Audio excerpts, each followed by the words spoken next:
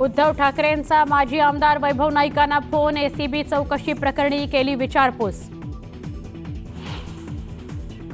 एकनाथ शिंदेंच्या कार्याची इतिहास दखल घेईल, तर काही लोकांमुळे ठाण्याचं राजकारण चांगल्या पद्धतीनं झालं, त्यात शिंदेंचा मोठा वाटा। पवारांकडून उपमुख्यमंत्री एकनाथ शिंदेंचं कौतुक।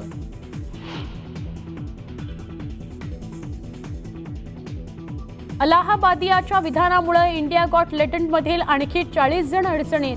6 एपिसोड्समधील सगळ्या कलाकारांवर गुन्हा दाखल, एपिसोड्सही डिलीट केले जाणार।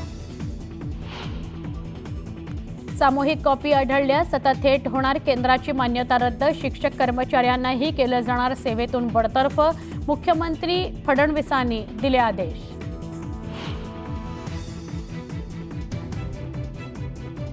गडचिरोली भामरागडमध्ये चकमकी दरम्यान जखमी पोलीस महेश नागुलवारांना उपचारादरम्यान वीरमरण, मुख्यमंत्र्यांनी व्यक्त केला शोक, तर कुटुंबियांना 2 कोटींचं अर्थसहाय्य।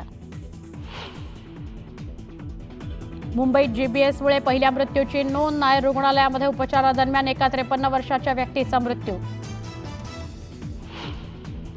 सोनं लवकरच 1 लाखाचा टप्पा गाठण्याची शक्यता, दिवसभरात 1400 रुपयांची वाढ, दर पोहोचला 89,500 रुपयांवर।